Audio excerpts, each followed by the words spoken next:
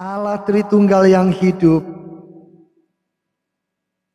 yang layak kami puji, kami sembah dan kami agungkan pada ibadah peringatan kematian Kristus pagi hari ini. Layakkan kami untuk merenungkan isi hati-Mu, ya Tuhan.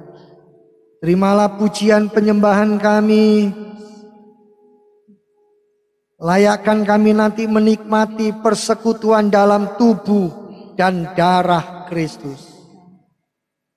Pakai hamba-hamba-Mu yang sudah melayani Engkau. Layakkan kuduskan kami untuk menerima firman-Mu yang agung ini. Di dalam nama Tuhan Yesus, lawat kami dan tolonglah kami. Terpujilah Tuhan. Haleluya. Amin. Salam sejahtera Bapak Ibu yang dikasihi Tuhan. Kita bertemu kembali pagi hari ini di dalam kasih dan anugerah Tuhan Yesus Kristus.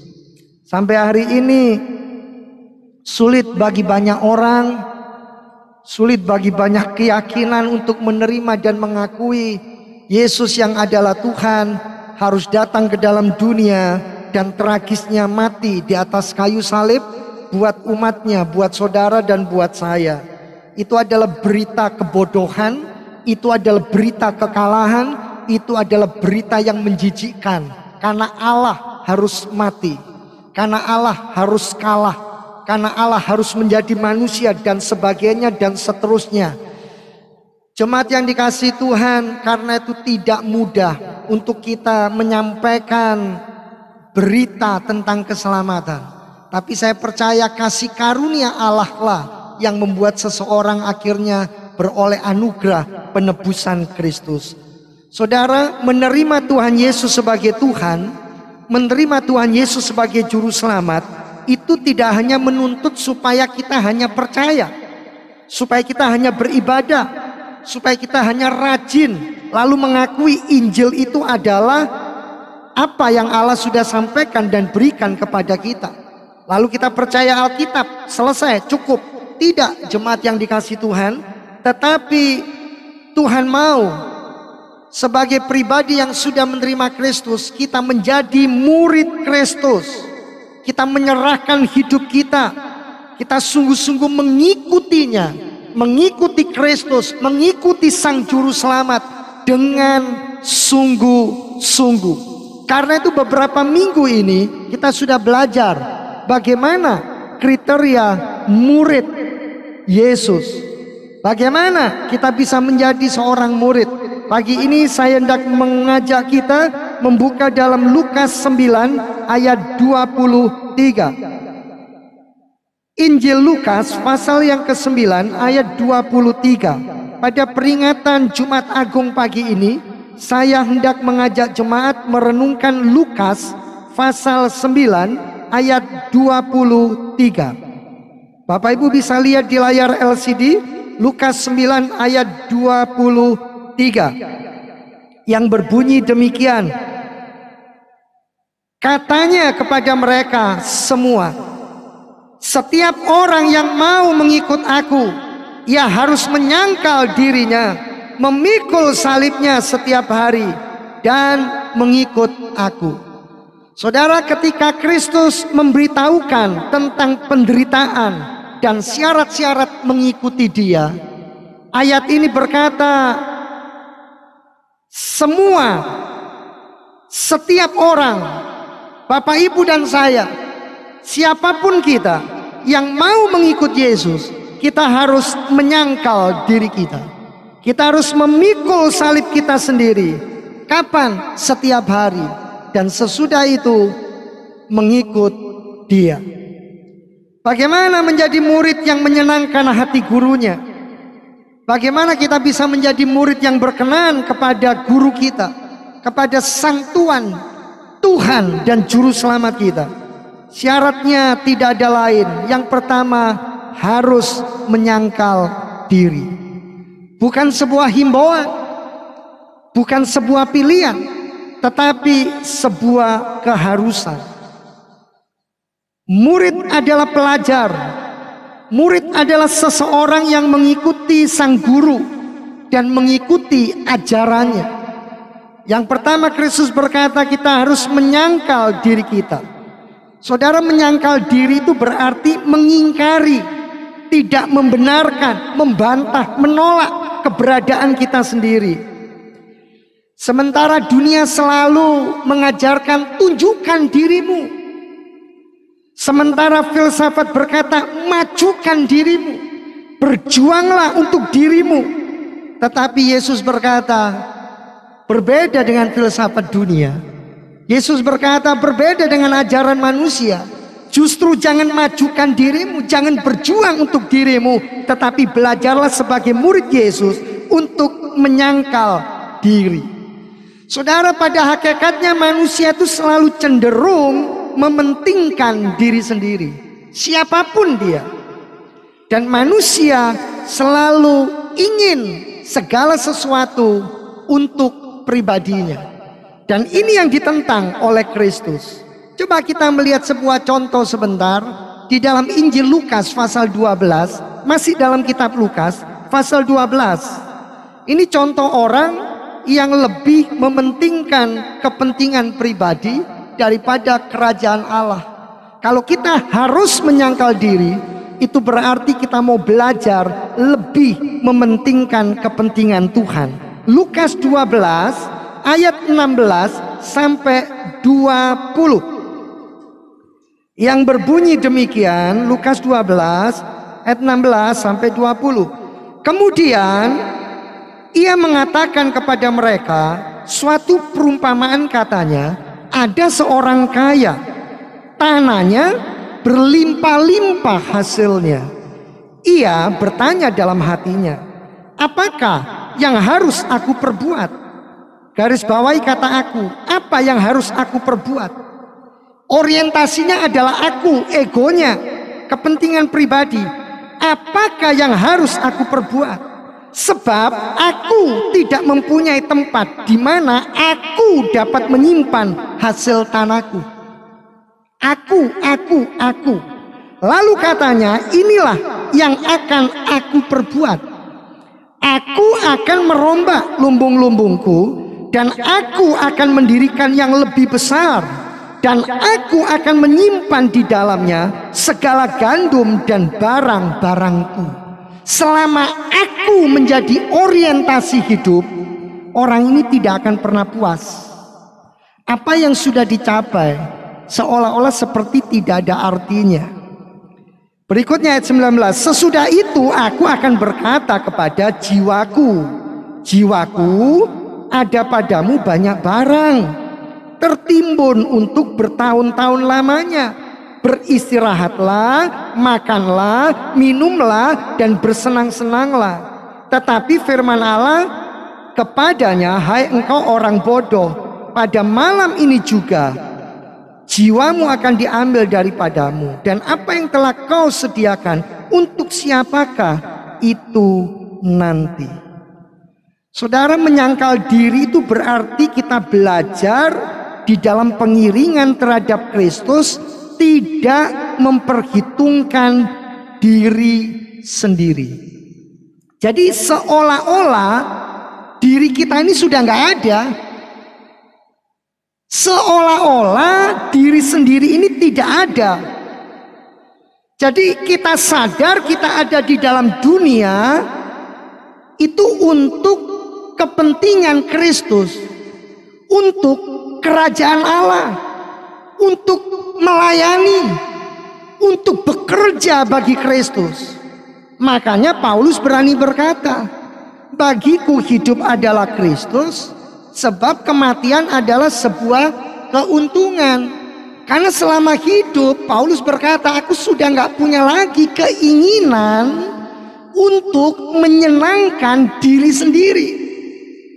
Bukan berarti Paulus berkata, ya sudah saya menyiksa diri, ya sudah saya membatasi diri untuk tidak mau bergaul dengan orang, tidak mau bersaksi, tidak mau bekerja, tidak perlu menabung, tidak perlu memikirkan hari depan. Bukan itu Bapak Ibu. Tetapi di atas segalanya, Paulus berkata, semua yang dikerjakan, semua yang dilakukan, Kristuslah orientasi hidupnya. Bahwa semua dilakukan, bahwa semua dikerjakan, supaya dia lebih dan lebih di dalam pelayanan untuk pekerjaan Tuhan. Sementara kita membaca, ada seorang kaya yang tadi di dalam Lukas 12 ini. Saudara lihat apa yang dia lakukan. Karena nggak seperti yang Yesus mau, maka dalam ayat 20 firman Allah berkata, predikat yang diberikan, dia adalah orang yang bodoh. Kalau dia memang menabung dengan benar, kalau dia memang menyimpan harta miliknya dengan benar, kalau dia memang prepare untuk pelayanan dan pekerjaan Tuhan dengan benar, maka saya yakin, saya percaya firman Allah tidak berkata dan memberikan predikat ini orang yang bodoh. Tidak, Bapak Ibu. Pasti predikatnya adalah orang yang bijaksana. Saudara, yang lalu Bapak Aryono sudah menyampaikan, mau rumah yang dibangun di atas batu bata maupun rumah yang dibangun di atas pasir, tidak usah diminta. Suatu hari akan datang hujan. Suatu hari akan datanglah badai. Suatu hari akan ada banjir. Membangun di atas batu bata dan membangun di atas pasir tentunya lebih mahal harganya membangun di atas batu. Persiapannya, dananya, tenaganya, harga ini diperhitungkan oleh Tuhan. Sementara orang yang kaya ini, semua yang dia persiapkan, semua yang dia bangun, dilandasi ketidakpuasan, dilandasi dengan tidak bisa menghargai apa yang Tuhan sudah berikan. Tidak ada pengucapan syukur. Yang ada adalah selalu merasa gagal, selalu merasa kurang, selalu tidak bisa menerima kenyataan. Menyangkal diri itu berarti Bapak Ibu, kita lebih mengurutkan atau mengikuti keinginan Tuhan lebih daripada kita mengikuti keinginan diri sendiri. Coba kita lihat di dalam Roma 8 ayat yang ke-8. Roma pasal 8 ayat yang ke-8.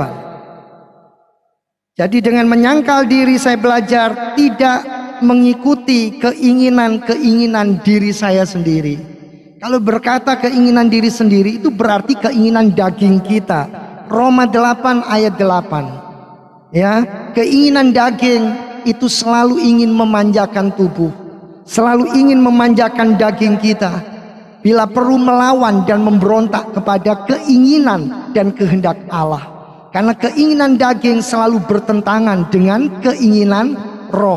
Roma 8 ayat yang ke-8.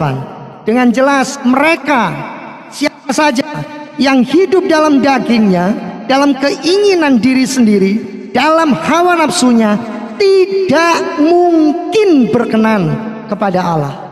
Tidak mungkin. Jadi supaya kita didapati berkenan di hadapan Allah, supaya kita sungguh-sungguh menyenangkan hati Allah, kita harus belajar menyangkal diri. Kita harus belajar betul-betul mematikan daging kita. Saudara, bagi banyak orang ini tidak mudah, bagi banyak orang ini menyakitkan, tetapi ini adalah perintah, ini adalah sebuah keharusan. Amin Bapak Ibu. Dan berikutnya, sebagai seorang murid yang ingin menyenangkan hati tuannya, hati gurunya, maka kita harus memikul salib kita setiap hari. Saudara, salib itu adalah lambang penyerahan diri secara mutlak kepada Kristus. dan penyerahan diri secara mutlak kepada Kristus, itu berarti kita bahkan bersedia jika harus mati bagi Kristus. Hidup berpusat pada Kristus. Mati bagi Kristus ini bukan berarti kita nggak pernah punya perhitungan, lalu sembrono memberitakan Injil, lalu gegabah sampai akhirnya kita mati, dan dalam tanda kutip mati dengan sia-sia. Bukan itu yang dimaksudkan. Tapi kalau Bapak Ibu harus mengalami sesuatu, karena memang dalam titik tertentu Bapak Ibu hidup dalam kebenaran dan menyampaikan apa yang Tuhan mau, percayalah, kematian itu tidak sia-sia. Tetapi memikul salib kita sendiri, yang saya artikan kita memiliki penyerahan diri secara mutlak kepada Kristus, itu berarti kita mau mengiring Yesus sampai akhir hidup kita. Sebab sepanjang pengiringan kita terhadap Kristus, kita ini harus berkorban setiap hari, setiap waktu. Orang lain minggu bisa pergi, tapi kita harus beribadah. Itu seolah-olah memikul salib kita sendiri. Keluarga besar kita mungkin memandang kita dengan sebelah mata. Mereka melihat kita dianggap fanatik. Mereka melihat kita dianggap terlalu agamawi. Mereka memandang kita terlalu mementingkan hal-hal sorga. Padahal mereka tahu kita masih hidup di dunia. Kita masih butuh kebutuhan-kebutuhan yang ada. Lalu mereka mendiskreditkan kita. Mereka memperguncingkan kita. Mereka menggosipkan kita. Bahkan ada yang memfitnah kita. Jemaat yang dikasih Tuhan, itu adalah salib yang sedang kita pikul setiap hari. Jadi lambang penyerahan diri kepada Tuhan digambarkan memikul salib setiap hari. Saudara, ini berarti sebagai orang percaya, setiap kita memikul tanggung jawab untuk rela berkorban, sementara kita mengikuti dan mengiring Kristus. Sudah bukan rahasia lagi, saudara. Untuk jabatan tertentu, untuk karir tertentu, itu kalau tahu orang itu adalah milik Kristus, hidup sungguh-sungguh di dalam Kristus, ada harga yang harus dibayar. Salah satu harganya, salib yang dipikul setiap hari, adalah pengorbanan. Bahwa jabatan dan karir tidak lebih daripada Kristus sendiri. Karena itu banyak anak-anak Tuhan yang lebih rela, sudah nggak peduli dengan jabatan, nggak peduli dengan karir. Yang penting bagaimana Kristus dipermuliakan dan bagaimana orang-orang ini bekerja sungguh-sungguh seperti untuk dan kepada Tuhan. Saudara, ini bukan rahasia lagi, tapi karena ini akan dimasukkan di YouTube, saya nggak perlu sebut nama. Tapi di negeri yang kita cinta ini cukup banyak contohnya. Anak-anak Tuhan yang harusnya menempati posisi, menempati jabatan-jabatan yang bukan cuma strategis, tapi sangat tinggi. Karena kalau orang-orang ini ada di posisi itu, akan berdampak, akan menjadi agen perubahan, akan mengubah strategi, akan mengubah banyak hal di negeri kita ini. Tapi setiap hari beliau harus memikul salibnya. Untuk apa? Merelakan dan berkorban untuk tidak menerima semuanya lalu meninggalkan Kristus.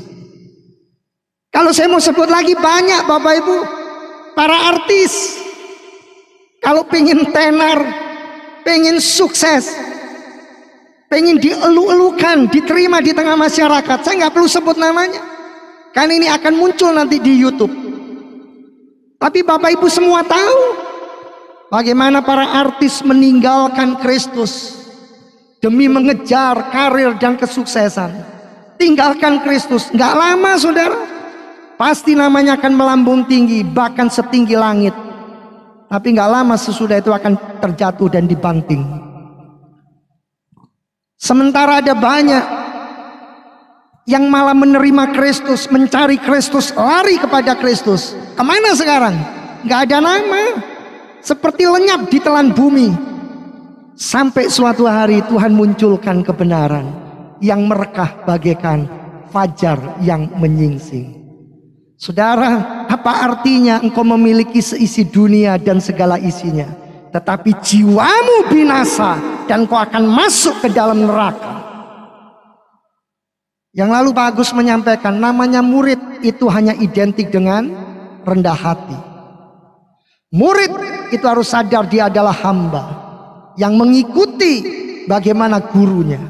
Sampai hari ini Bapak Ibu, doktrin keselamatan itu doktrin yang paling sulit untuk diterima. Doktrin yang begitu agung dan begitu mulia. Hanya kasih karunia Tuhan yang membuat saudara bisa duduk di tempat ini. Saudara menerima Kristus dan saudara tahu kita hidup di dunia ini bukan untuk dunia. Kita hidup di dunia bukan untuk diri kita, tetapi untuk Kristus sendiri. Saudara, lebih daripada kemewahan, lebih daripada harta benda, lebih daripada semua yang kita bisa dapat, yang kita bisa miliki, ketika saudara meninggalkan sesuatu dan saudara harus sungguh-sungguh untuk Tuhan, bagi dunia saudara dianggap senting. Mohon maaf dalam tanda kutip. Apa itu senting? Bagi dunia saudara dianggap gak benar. Bagi dunia saudara dianggap gila. Tapi keberadaan saudara di dalam Kristus itu pilihan yang tepat. Saudara sedang meletakkan segala kedagingan. Saudara digambarkan memikul salib setiap hari, itu berarti membuat dagingmu mati. Ketika disalib itu berarti keakuan saudara mati. Saudara sungguh-sungguh dengan kerendahan hati berani mengakui dan berkata, aku ada sebagaimana yang sekarang aku ada. Itu bukan kekuatanku, itu bukan kemampuanku, tetapi itu karena Kristus. Amin. Kalau orang itu tidak rela memikul salibnya setiap hari, terbentur dengan sebuah masalah, terbentur dengan sebuah kesulitan, yang keluar itu modelnya bisa kayak begini. Kamu nggak tahu siapa saya? Hah? Kamu nggak ngerti saya ini siapa? Berani kamu sama saya? Ngerti nggak siapa saya? Loh, yang nggak tahu bapak siapa, bapak aja nggak ngerti dirinya siapa, kok tanya siapa saya? Yang nggak ngerti jawab sendiri. Nangkep maksud saya Bapak Ibu? Banyak kan? Kamu nggak tahu siapa saya ya? Seluruh Surabaya takut sama saya. Lah yang nggak tahu bapak sendiri, nggak tahu bapak siapa, makanya bapak tanya saya, bapak siapa? Jawab sendiri bapak siapa. Saya tahunya bapak bukan anak Allah. Kalau saudara adalah anak Allah, saudara punya predikat Kristus di dalam hidupmu. Marilah kepadaku kamu sekalian yang letih lesu dan berbeban berat, belajarlah padaku, karena aku lemah lembut. Itu bukan kompromi sama dosa, bukan. Lemah lembut bukan kompromi sama dosa. Lemah lembut bisa tegas terhadap dosa. Lemah lembut itu berarti punya sikap, integritas, dan komitmen untuk membela kebenaran Allah. Belajarlah padaku karena aku lemah lembut, aku rendah hati, pikulah kuk yang aku pasang. Supaya dengan beban yang Tuhan izinkan, karena setiap kita ini punya pergumulan yang tidak sama Bapak Ibu. Tidak sama, setiap kita punya prosesnya masing-masing. Saya tidak bisa jadi seperti Pak Bobi. Tapi Pak Bobi juga tidak bisa jadi seperti saya. Setiap kita ada batasan-batasannya. Setiap kita ada kapasitasnya. Tetapi di dalam keberadaan dan panggilan kita, hukum yang sama yang Tuhan berikan, pikulah salibmu sendiri setiap hari. Saya tidak bisa bilang, Pak Aryono tolong ini salib saya, ganti saja Pak Aryono yang pikul. Nanti salibnya Pak Aryono, apa yang Pak Aryono harus korbankan, Pak Aryono harus gumuli, ganti saya yang pikul. Tidak akan sanggup, tidak akan bisa. Demikian juga dengan Pak Adi, dengan Pak Agus, dengan Pak Suryadi, Pak Dodi, dan semuanya. Setiap kita harus berdiri di hadapan Allah memikul salib kita sendiri. Artinya pagi ini saya ingin menyampaikan, di dalam hidupmu ada yang harus dikorbankan. Memikul salibmu setiap hari. Apa yang harus dikorbankan dari hidupmu? Dulu Pak, sebelum ikut Yesus, setiap hari saya punya kelompok sosialita. Senin makan bakso, Selasa makan mie pangsit, nanti Rabu saya makan Japanese food, nanti Kamis saya ganti di kafe-kafe tertentu, Jumat, Sabtu, Minggu gimana? Sama Pak, Minggu juga tidak ada hari untuk Tuhan, yang ada hari untuk sosialita. Tapi sejak Tuhan tangkap saya ngerti sebagai murid saya harus memikul salib saya. Saya ngomong sama teman-teman, sorry, mau hari Senin sampai Sabtu saya nggak punya waktu lagi untuk yang kayak begitu. Karena sekarang fokusnya beda. Sudut pandang cara hidup saya nggak sama. Saudara berani nggak seperti itu? Berani nggak seperti itu? Nggak cuma untuk ibu-ibu, termasuk anak-anak muda, termasuk kelompok-kelompok tertentu, entah kelompok permainan game online, entah kelompok arisan, entah kelompok klub sepak bola, klub band, dan sebagainya. Ketika saudara berbenturan dengan hal-hal yang bersifat kerohanian, saudara harus berkorban. Kalau saudara nggak mau dan tidak bisa, saudara mengingkari ayat ini dan saudara mengingkari Tuhan. Ketika saudara harus mengampuni seseorang, lalu saudara bilang apa? Sampai kapanpun Pak. Jangankan Bapak yang datang ke sini, Yesus pun datang di depan saya tidak akan ngampuni orang itu. Loh, kok berani ngomong kayak begitu? Kebenaran Allah adalah kebenaran yang memerdekakan saudara. Kalau Tuhan berkata, kalau engkau mau mengikut aku, menjadi muridku, harus memikul salibmu setiap hari, harus punya penyerahan diri yang mutlak, harus punya pengorbanan. Tuhan mau korbankan perasaanmu, korbankan egomu, ampuni dia, ampuni, jangan simpan sakit hatimu, apalagi sampai mati. Saudara sering dengar kan orang-orang yang ngomong itu, oh sakit hati saya ini Pak, nggak cuma di hati, lah terus di mana? Dari ujung rambut sampai telapak kaki, seluruh sel-sel hidup saya penuh dengan kepahitan. Kapan saudara berani menyangkal diri dan memikul salibmu? Ketika saudara bertemu dengan penderitaan-penderitaan, baik penderitaan kecil, penderitaan besar. Ketika saudara dijauhi teman, dijauhi sahabat, ketika saudara dianggap gila sekalipun hanya pengiringanmu terhadap Kristus, jangan pernah saudara takut. Kenapa? Karena jadikan dirimu sahabat Allah, bukan musuh Allah. Kalau engkau menjadikan dirimu sahabat dunia, saudara menjadikan Allah musuhmu. Saudara, Allah yang mempunyai langit bumi dan segala isinya, Allah yang ada di tempat ini, saat ini di mana saudara duduk, Allah bisa tahu dan melihat pengorbanan apa yang saudara sudah lakukan dan kerjakan.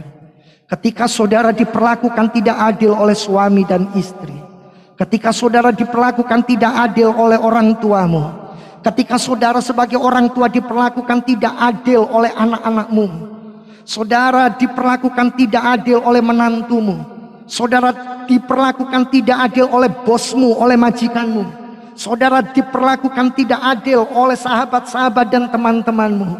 Saudara, ketika saudara diperlakukan seperti itu, saudara sadar saudara adalah milik Kristus, dan saudara berkata, Tuhan, ini adalah bagian kecil.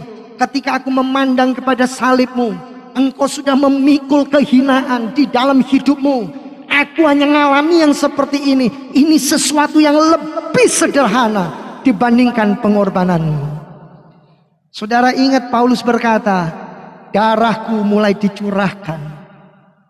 Darahku mulai dicurahkan bagi kerajaan Allah, bagi pelayanan.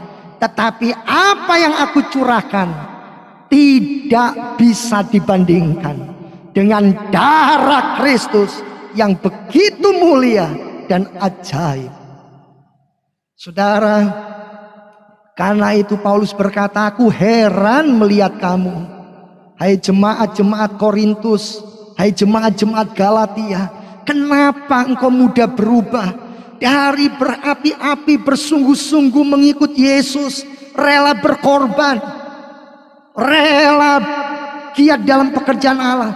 Sekarang hanya karena satu dan lain hal yang sebenarnya sederhana, engkau tinggalkan gereja, engkau tinggalkan Tuhan, engkau tinggalkan pelayanan, engkau tinggalkan membaca Alkitab, dan engkau hidup dalam filosofi dunia, engkau hidup dalam sistem agamawi yang mati, yang tidak bisa dibenarkan, yang tidak menjamin engkau masuk dalam sorga. Di luar gedung ini ada banyak orang yang lebih memilih sebuah jalan, jalan yang disangkanya lurus, tetapi ujungnya menuju kepada maut. Yang ketiga, jemaat yang dikasihi Tuhan, sebelum kita melihat, kita lihat dulu satu ayat.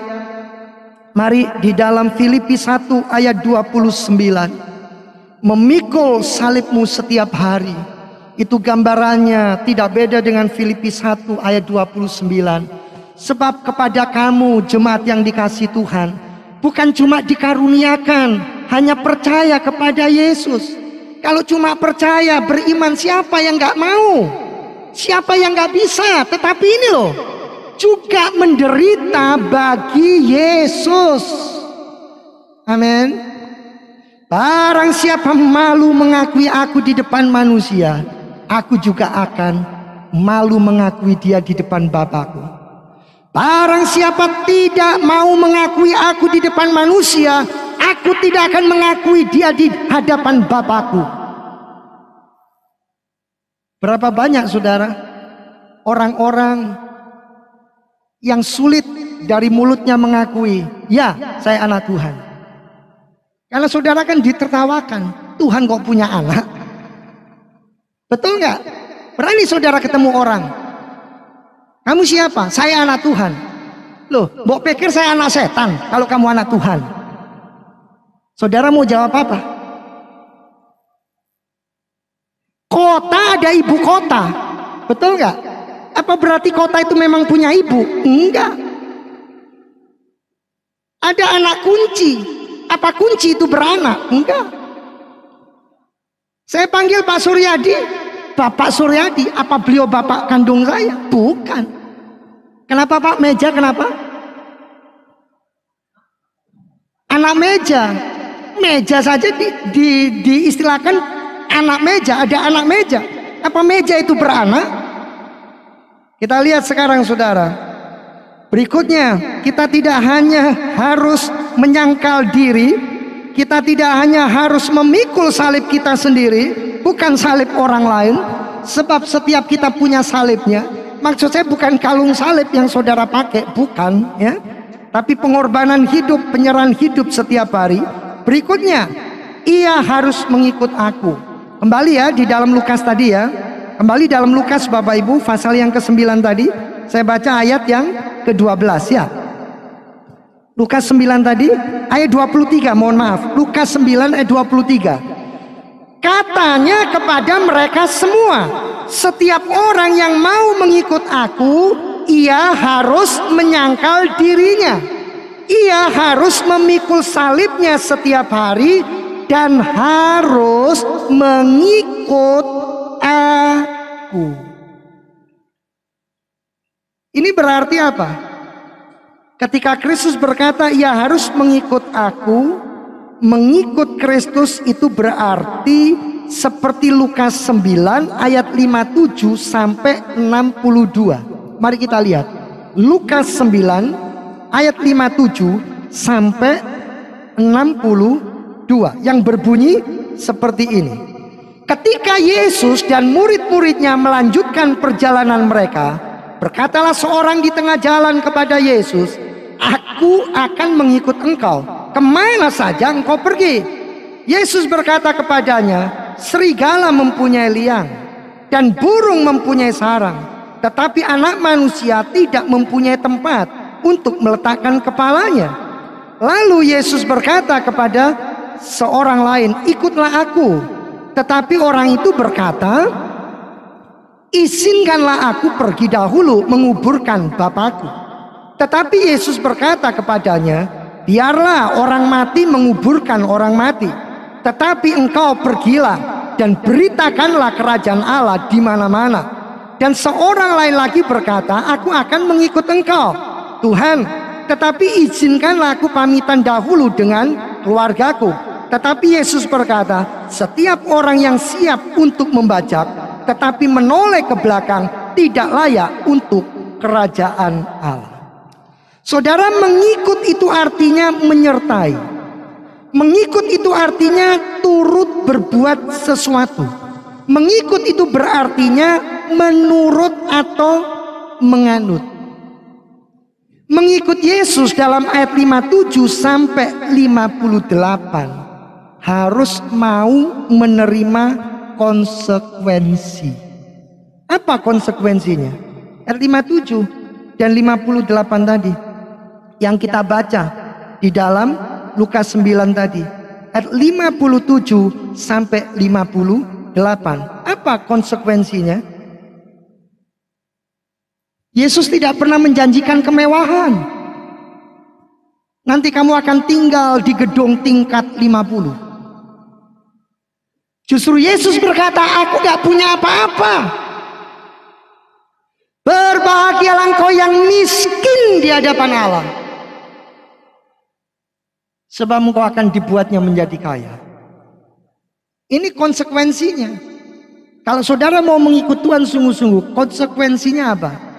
Tuhan tidak pernah meletakkan di depan dan menjadikan kedagingan atau keduniawian sebagai hal yang diprioritaskan.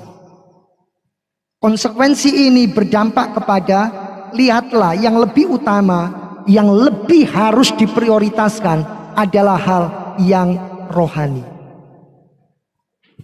Lalu ayat 59 sampai 60, mengikut Yesus itu harus berani mencintai Yesus di atas segala-galanya. Makanya dalam ayat 9 sampai 60 diceritakan orang ini sampai minta izin lebih dulu. Ini menggambarkan bukan kita nggak boleh berkabung, ya. Bukan kita nggak boleh memakamkan orang-orang yang kita cintai, yang kita kasih.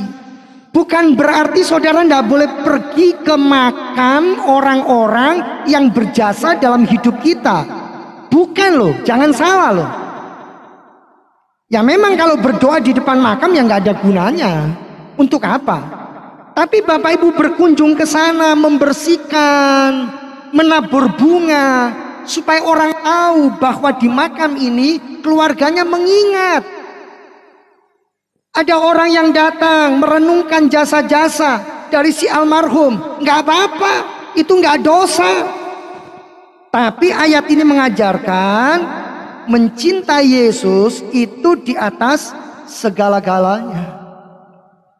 Terus ayat 61 sampai 62 dari Lukas 9 tadi, mengikut Yesus itu berarti harus punya penyerahan hidup tanpa syarat.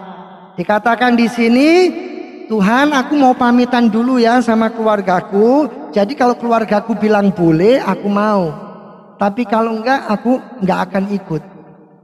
Saudara, saya beritahu, yang namanya sorga itu enggak bisa nunut. Yang namanya neraka, saudara juga enggak bisa ikut-ikutan. Setiap kita bertanggung jawab pribadi di hadapan Tuhan yang kita sembah dan kita layani. Mari semua bangkit berdiri. Enggak bisa. Kita tidak bisa ikut-ikutan Bapak Ibu. Setiap saudara bertanggung jawab sendiri di hadapan Tuhan. Makanya dalam bahasa Yunani kata mengikut itu suatu perintah yang memerlukan tindakan yang tak putus-putus. Jadi artinya ketika Yesus berkata menyangkal diri sebagai keharusan, memikul salibmu setiap hari sebagai keharusan, Mengikut Kristus sebagai keharusan itu berarti mengikut Yesus terus menerus. Mari semua bangkit berdiri. Terus menerus sampai kapan? Sampai Tuhan panggil kita pulang. Jadi waktu Yesus berkata, engkau harus menyangkal dirimu, engkau harus memikul salibmu, lalu mengikut aku, berarti Yesus menunjukkan kepada saudara dan saya, bukan langkah awalmu tetapi langkah akhirmu. Saudara sering dengar orang bilang, dulu Pak, wah saya pelayanan di mana-mana. Kapan? Dulu. Dulunya kapan? 20 tahun lalu. Lah sekarang saya sudah meninggalkan Tuhan. Loh karena siapa? Ya karena suami saya. Loh karena siapa? Ya karena istri saya. Mengikut Yesus itu selama-lamanya. Orang lain meninggalkan Kristus, saudara tetap mengikut Kristus. Kenapa? Karena saudara tahu Kristus adalah Tuhan. Amin. Siapa yang percaya Yesus adalah Tuhan? Yesus adalah juru selamat. Ya. Saya percaya itu Mbak Ida membayar harga yang mahal, tapi sampai hari ini tetap mengikut Yesus. Mungkin dijauhi keluarga, mungkin dijauhi sahabat-sahabat, mungkin dijauhi teman-teman sepergaulan, bahkan mungkin teman satu kampung. Saya percaya bagi hari ini Tuhan menyelidik hatimu. Peristiwa kematian Kristus sudah terjadi 2022 tahun yang lalu. Sedangkan pagi ini kita memperingati kematiannya. Kalau saudara mengingat penderitaan, proses penyalipannya, dan segala pengorbanan Kristus, saudara dan saya harusnya mengucap syukur. Kita sudah ditebus sedemikian rupa. Pada akhir ibadah kami, ya Kristus Allah yang maha mulia, yang telah menderita, mati di atas kayu salib, bagi kami umat manusia yang seharusnya kami dihukum, yang seharusnya kami menerima murka Allah, yang seharusnya kami mengalami maut, tetapi Kristus telah menanggung di atas hidupnya. Sungguh kami mengucap syukur buat kasih karunia, buat anugerah Tuhan. Pagi ini kami teringat saudara-saudara kami yang belum mengalami kasih karunia, sehingga mereka belum menerima Kristus dan mengalami keselamatan. Siapapun mereka, dimanapun mereka berada, Roh Kudus tolong pakailah kami.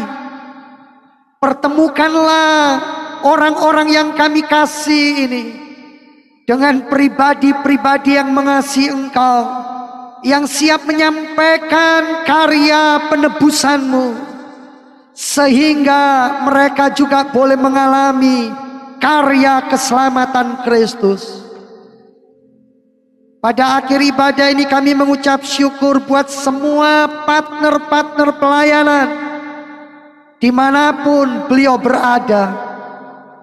Kontribusi, perhatian, dukungan, pelayanan, semua partner pelayanan Tuhan memperhitungkan sebagai kebenaran. Allahku, Engkau akan memberkati dan melimpahkan kebajikan, kemurahan dan berkat yang berkelimpahan kepada semua yang sudah melibatkan diri di dalam pelayanan pekerjaan Tuhan di gereja ini. Tanpa menyebutkan nama satu persatu, kami percaya Allah, Engkau maha tahu, Engkau maha segala-galanya, dan Engkau akan mengerjakan bagian-Mu ketika kami mengerjakan bagian kami. Sebentar kami akan pulang meninggalkan gereja ini. Persembahan, pujian, pengagungan, mazmur, segala yang kami kerjakan, Tuhan memperhitungkan sebagai kebenaran. Pertemukan kami besok Minggu dalam ibadah yang luar biasa, penuh dengan kesemarakan, hadirat Tuhan nyata melimpah bagi kami. Pada akhir ibadah ini kami juga berdoa buat Bapak Jokowi dan wakilnya, buat semua menteri, TNI, Polri, pejabat tinggi tertinggi negara, diberkati dalam nama Tuhan Yesus.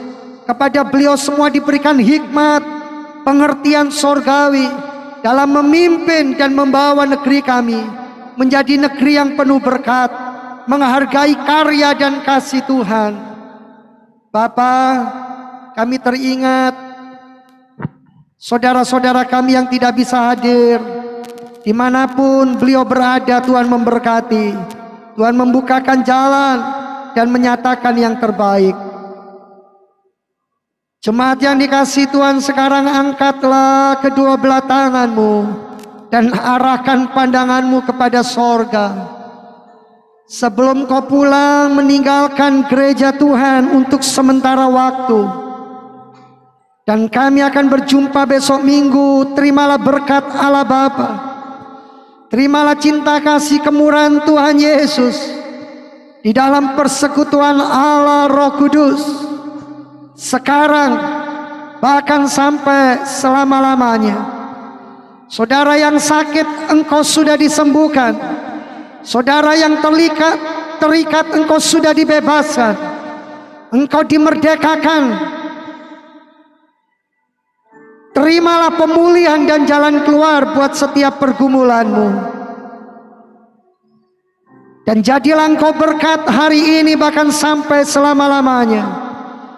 Di dalam nama Tuhan Yesus Kristus, terimalah berkatnya. Terpujilah Tuhan. Haleluya. Amin.